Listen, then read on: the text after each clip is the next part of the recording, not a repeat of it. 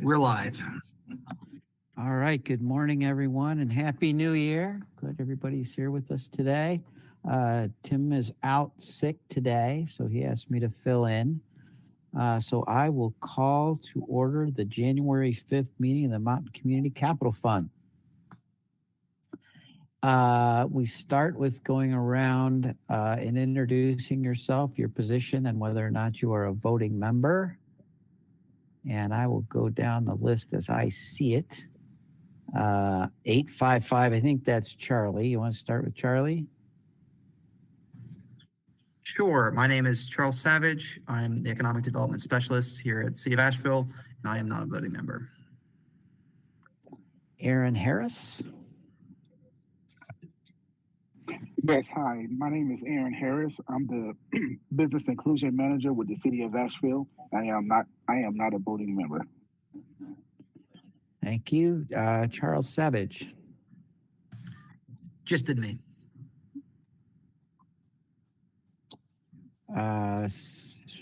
D. Williams. Good morning, everyone. Happy New Year. My name is Dorothea Williams. I'm the president and CEO of D. Williams and Company, Inc.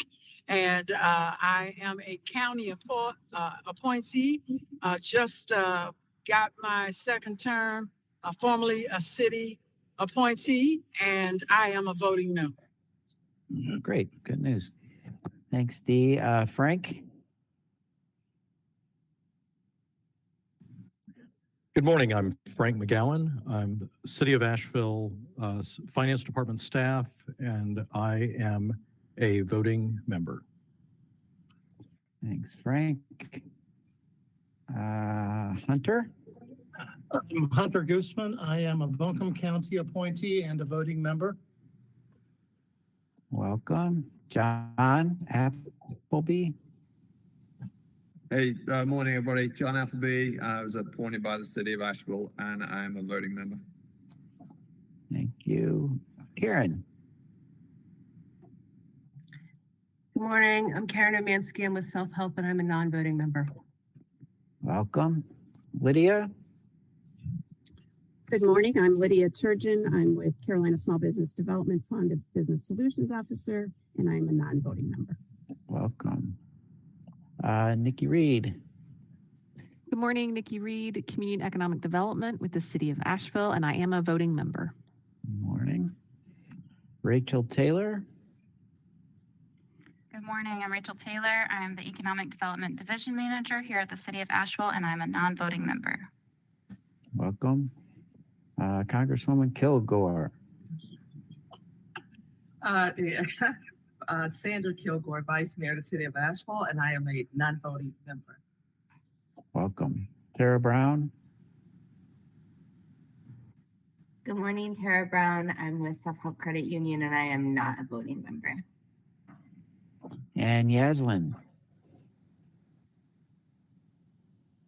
Good morning, Yoselin Gonzalez. I'm with Mountain Bisworks, and I'm a non-voting member. Thank you. And I'm Carl Alguire. I am the vice chair, and I am a City of Asheville appointee, and I am a voting member. So I believe we have a quorum today. Is that correct? It's 6. Carl, just jumping in. I think you skipped my name on the list. I did. You're absolutely right. Sorry. Quickly introduce myself, Rachel Sawyer Nygaard with Buncombe County Government staff in the Strategic Partnerships Office, and I am a voting member and taking notes as the secretary. And we are at quorum. We're at 7. Great. Thank you. Sorry about that. Anyone else that I forgot? All right. First of all, has everyone had a chance to read the minutes from December? And is there any discussions or a motion to approve?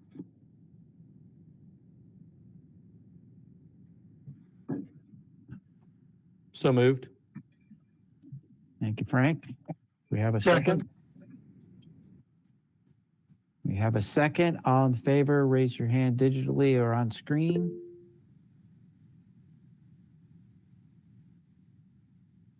We are approved. Thank you very much.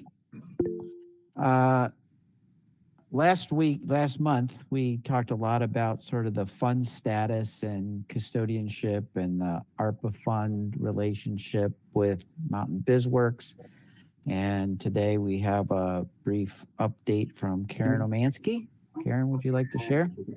Yes, so this is really a brief update. So in December, we met with Matt Raker from Mountain BizWorks as well as City and County folks. And it's basically where we are. So the first piece is around the agreement. So around the ARPA funds, and then Mountain BizWorks transferring non-ARPA funds into the MCC EPIC account that sits at Self-Help when they deploy those ARPA funds into loans. So they transfer non-ARPA funds for the guarantee portion into that account.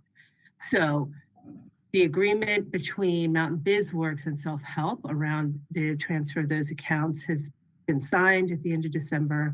They've now transferred the money. It's at roughly $900,000, a little bit shy of that from the funds. So that's again the guarantee portion for those loans they've made with the ARPA funds into the account. So there's roughly now about 1.8 million. I've been out of the office this week, and so the deposit has been made, but I just haven't seen the paperwork to give you an exact number, but can have that in February. So that part is now all taken care of. The other piece on the custodianship part, so we started talking about that. We are going to talk more about that in January. Where we are, Mountain BizWorks is open to taking on that custodial role. Obviously, no decisions will be made without coming back to the operating committee for your approval. But the first thing was trying to decide, are they willing to do that, and what are the steps that are involved? They need to talk to their board to make sure that they would be willing to do that. And then there are other steps that would be working with the city and county around how to handle the loans that were made to Self-Help for this purpose. And then we'll move forward with that. So those discussions are in process to see what we could do. And then we would bring a recommendation back to the operating committee for the operating committee's decision on what you all want to do. Thank you, Karen. Dee, you had your hand up? You're muted, Dee. All right, thank you, Carl. The custodial position right now is handled by Self-Help, is that right? Correct. Okay, what is the reason why Self-Help can no longer maintain the custodial role? It's not that we can't maintain it, it's just that we are not very involved. It's work on our part that there's not, we feel like we don't need to be involved in this. We could still be a lender, but not be the custodian role.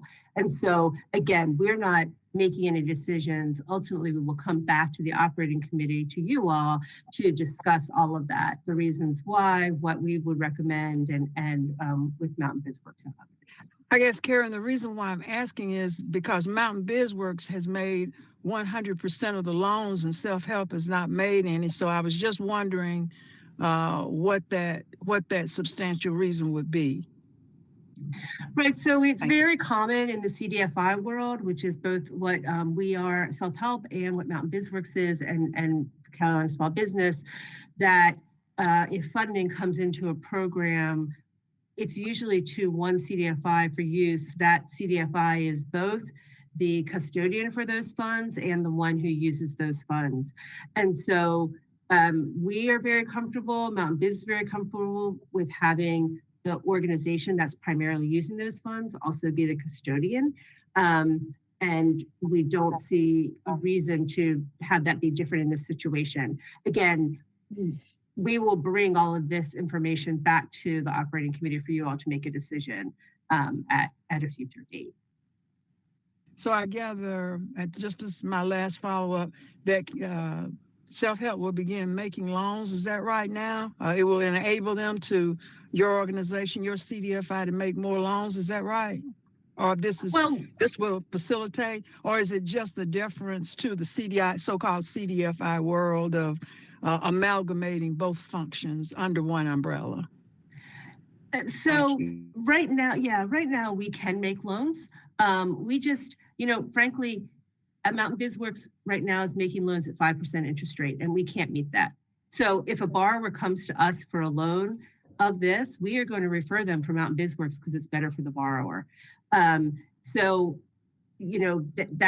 That's just the situation right now. So we can make loans right now using the program. It is just in the borrower's best interest to use Mountain BizWorks given their rates. So we may, whether we are the custodian or not doesn't change our ability to make loans under the fund or how we would operate under the fund. It's more just the work of the custodial role that we feel like makes more sense living under Mountain BizWorks. But again, that's information and that will be back to this group for discussion at a future date. Thank you, Karen. I can also sort of speak to the idea of we were interested in, putting the money to work in an interest-bearing account. We also talked about having a little more input in reporting and accounting, and Mountain BizWorks was sort of set up and structured to provide that information in a way that would work for us. And this was all coming out of a subgroup, an operating group with some of us. And I believe, Frank, that group met this past month. Is that correct? No, that didn't get scheduled this last month, but it is scheduled for this coming week on Tuesday at 1 p.m. Okay. Would you say what the description of that meeting? It is to review the Mountain Community Capital governing docs and structure. That meeting's been pulled together to include Matt Raker, Tim Love. Rachel, you're on it. You accepted it. Our legal and Try to capture this for everyone's sake and for the and Kim Marmon Sachs from the city. Hey, Karen, on that call we had, I felt like someone was going to confirm exactly how the account transfer would happen if it happened, like whether we could just do it via assignment or whether it would be brand new account, only paperwork, et cetera, et cetera. So I don't know if anybody has actually confirmed that. It sounds like from your comments that maybe not. No, so there's going to be a fair amount of work. So we decided to push that into January. And so there's going to be more discussions around that because there's 3 different funders into that account. There's the city loan, a county loan, and then Dogwood Trust Grant. All of those were made to self-help because there's not an MCCF entity. And so we need to work with each. And so like Tim was going to talk with his folks around the best way to handle that. And if that could be assigned to Mountain BizWorks, for example, the loans, or if they would need to be repaid and then remade, or, what might be the best way to approach that. So December was a busy month for everyone as we were working on this. And the focus was making sure that we could get the agreement between Mountain BizWorks and Self-Help signed, and then those funds for the guarantee portion of the ARPA funds made. So the work was focused on that, again, with the discussion to continue about how that transfer might work and what would need to happen to continue in January. So we'll have more discussions on that. Okay, thanks. And Karen, is that money deposited with Mountain BizWorks or is it in a new account? Where is that money placed? It's all in the same one account as the MCCF account here. Okay. And then With we Mountain track. No, the new funds in Mountain BizWorks transferred. Is that what you're talking about? That you moved the 900,000 into a new account. Where is? So those are the funds that Mountain BizWorks. So the way the ARPA funds work, just as a reminder, is the city and county provided ARPA funds to Mountain BizWorks. Mountain BizWorks is using those funds as actual loan capital to make loans to borrowers. The guarantee portion, Mountain BizWorks is using other funds that they have, they have transferred those funds into the MCCF account at self-help. So that's the 900,000 has moved from Mountain BizWorks now into the MCCF account. Okay. All right, thank you. Any other discussion on the custodial role or the ARPA agreement? Rachel? I'd like to underscore the importance of reporting. I was reviewing the quarterly report in advance of this meeting, and I know that we'll get to that later on the agenda.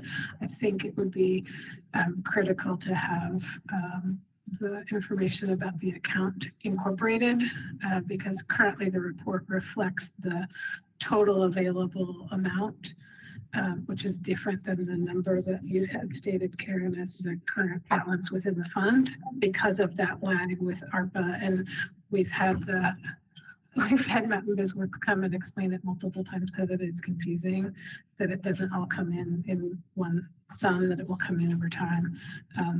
So anyway, I think incorporating fund reporting in addition to the other report elements on the quarterly report is very important.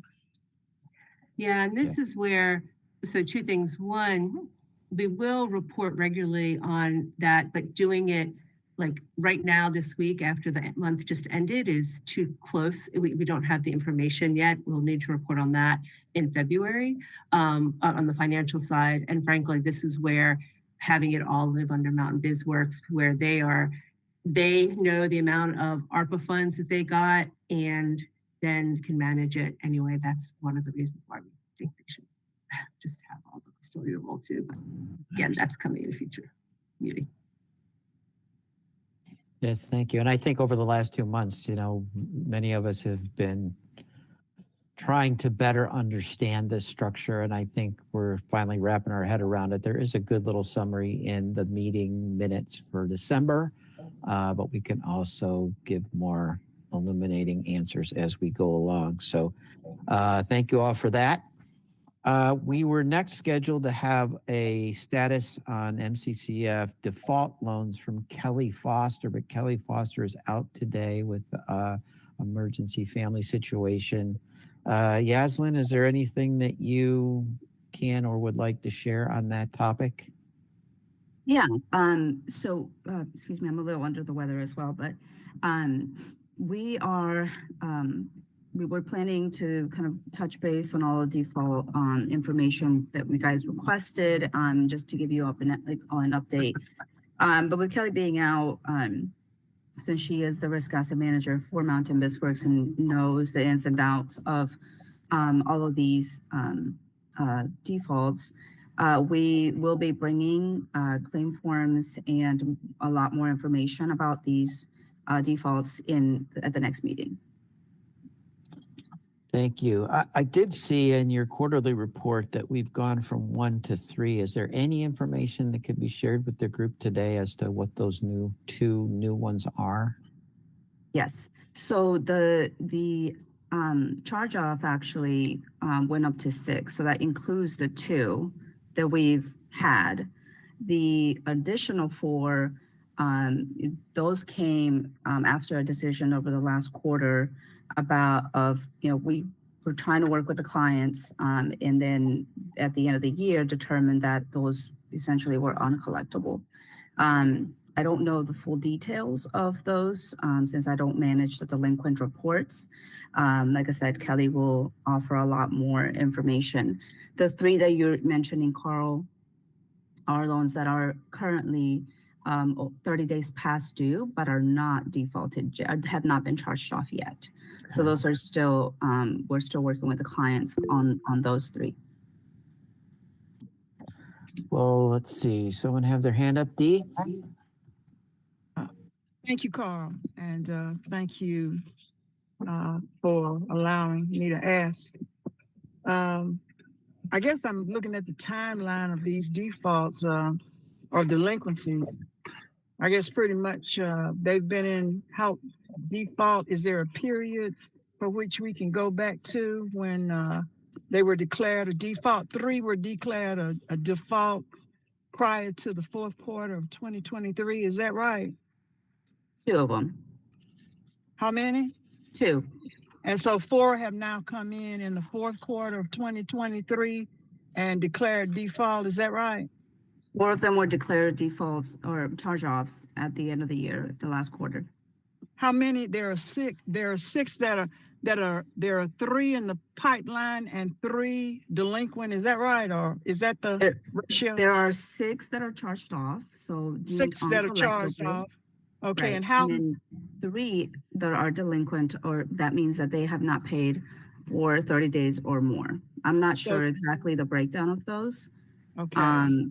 What days exactly, but like I said, at the next meeting, Kelly will be able to touch base on every single one of those loans and give you a detailed report on how many days past due they are, how many times we've tried to make contact with them, our process of trying to collect, the technical assistance that was offered, how many payments they made and throughout the process. So she will cover all of that information. Okay, can we also have a demographic breakdown by race, gender, and also by standard industrial classification code, if you don't mind too, please? And I do, pardon me? What do you mean as far as industrial classification code? The NAICS code, what line of business are they in? Are they service businesses? Are they construction companies? And the aggregate amount of each default? We will have all of that information in there. We have the industry in there and demographics as well. Okay, that would be great. Thank you so much.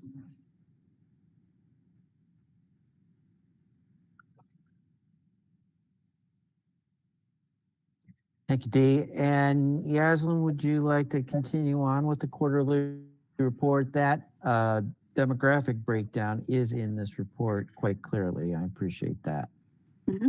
You've got a few. Yaslin, you want to go ahead? I think there's some hands up.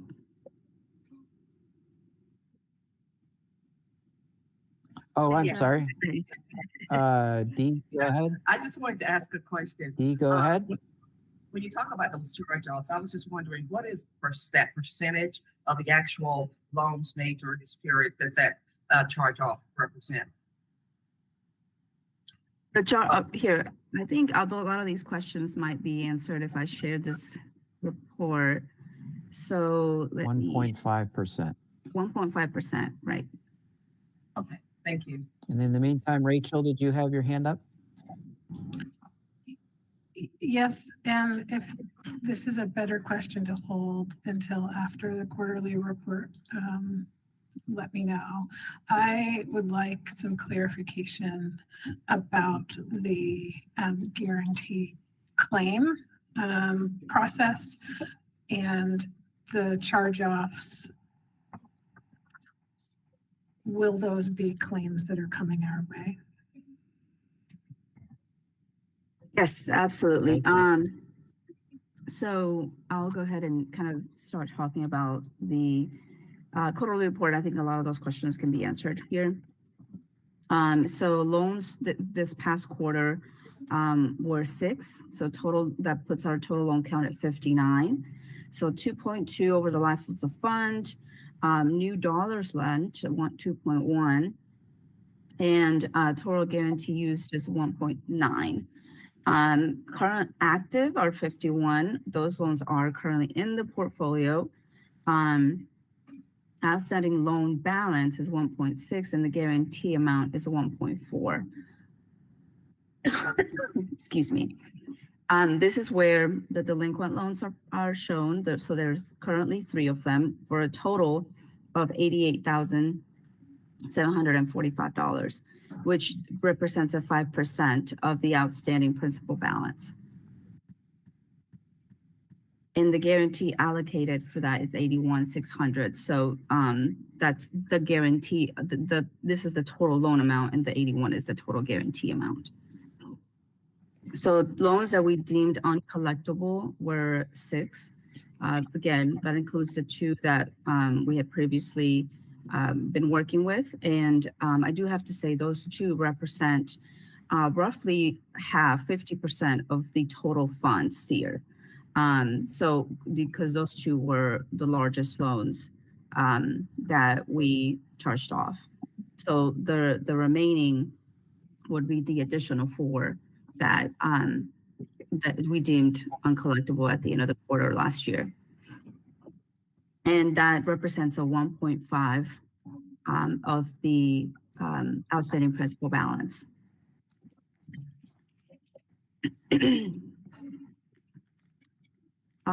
So you can see the demographics here. Keep in mind, a lot of those demographics overlap here. But 41, somebody have a question, comment? I don't see a hand raised. Okay. Sorry, I heard something. So 41 of those have been loans to Black-owned businesses, which has been 69% of the fund over time. 11 of those have been to Hispanic Latino, which represents a 19%. And then 27 have been to women-owned businesses, represents a 46%. And then number of jobs created or retained have been 196 over the life of the fund. Just to answer Rachel's question, yes, we will be bringing the claim forms and more information to you at the next meeting. And we are planning to send those away in a couple of weeks in advance so that you have time to fully review all of the documents that will be presented. Hey, Yaslin, forgive me, but I think I asked this last time you presented the report. Can you just, for idiots like me, can you just go through and show me how you get to 59? Because I can never make the numbers add up to 59. I always feel like we're missing something somewhere. So can you just help me out and go through it again, just so we tie up to the 59 total loan count somehow? Sure thing. Yes, absolutely. So we have the 6 here, and then we have the 3 and so we're actually supposed to have 2 here. So that would, yeah, not sure how that got changed here. Okay. So that would be 2 payoffs instead of the 1. I believe that brings us to 59. Yeah. Okay. Sorry about that. I'll get a updated report with that number. All right. So just to summarize, basically we got 59 loans we've issued. 2 have been fully paid off. 6 are basically in default. And that gets us to our 59. Right. Okay. And Yaslin, we had asked previously to have this quarterly report also indicate what percentage of these loans outstanding and or in default are startups, because that is also a key operating metrics for this group. If we could have that included. And to Yaslin's point, I mean, this is the first time before this committee where we're going to have to execute on a guarantee that we've had defaults come to fruition. So this is all very important information for us to get as early as we can and have a clear timeline for us to understand it before we have to take any action.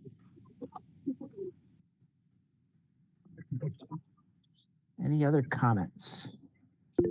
Questions? Rachel? Thank you. The amount that has been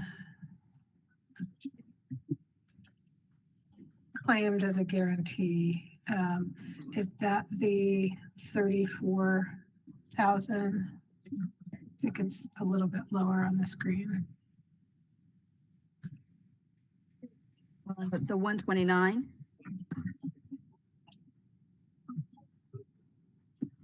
Guarantee claims paid to date and the performance paid off. Oh, that's not correct. Sorry. It's just supposed to be the total loan payoff here. How much has been paid to Mountain BizWorks as a claim? Nothing. Yeah, the claims that we'll be bringing next month will be the first claims that we bring to you for approval. Got it. And I think we're going to have to So- understand what that process is.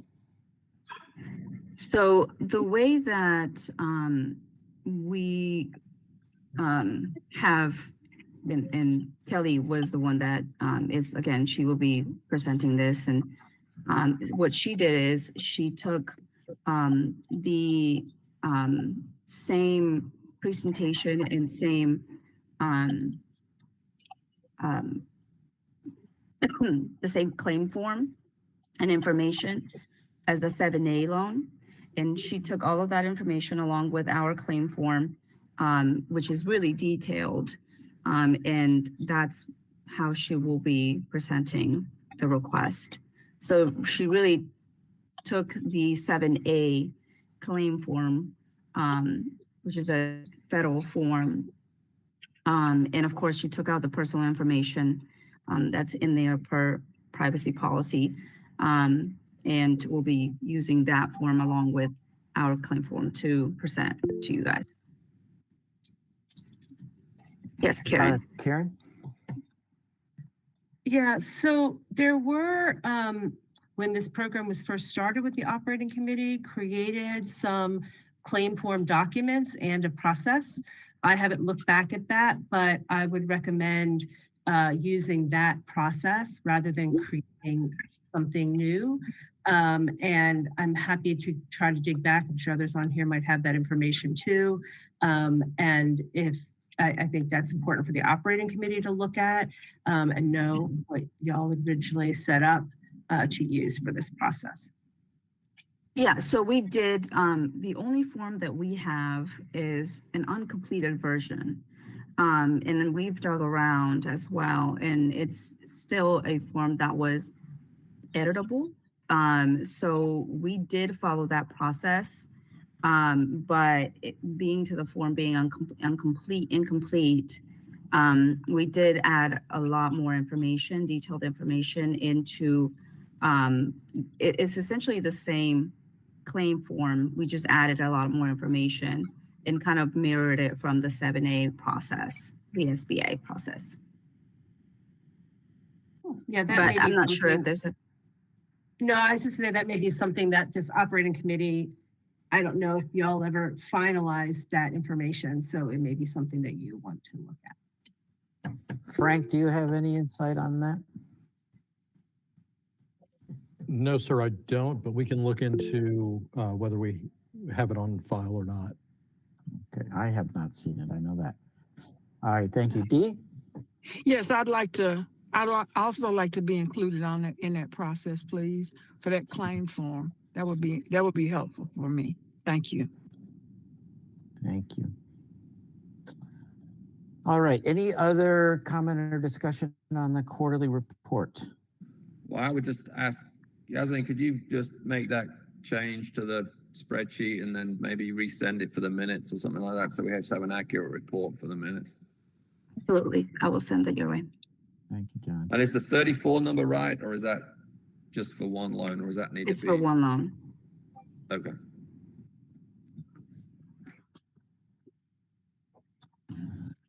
All Now I'm right. confused about what the $34,000 reflects. We pull that back up.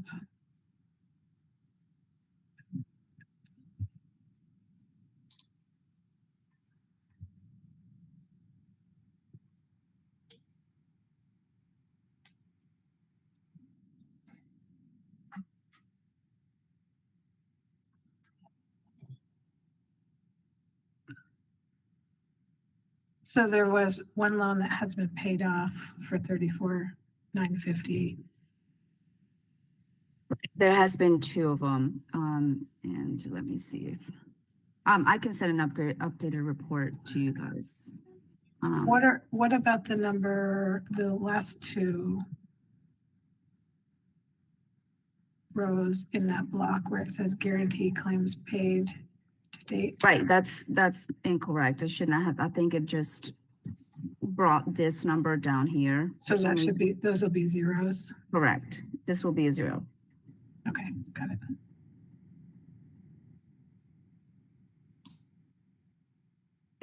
And I do have to say the 129 here represents guaranteed amount, not total loan amount.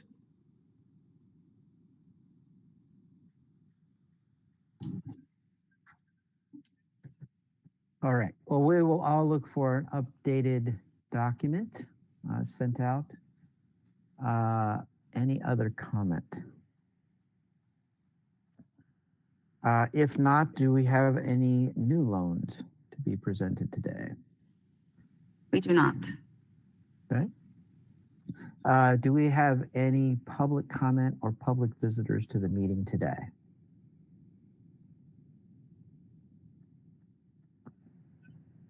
Does not appear so. Anything else I have forgot or we should put on the docket here before we go? If not, Happy New Year to everyone.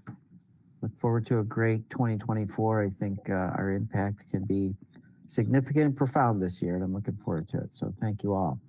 Thank you, everybody, and Happy New Year. Thanks, everyone.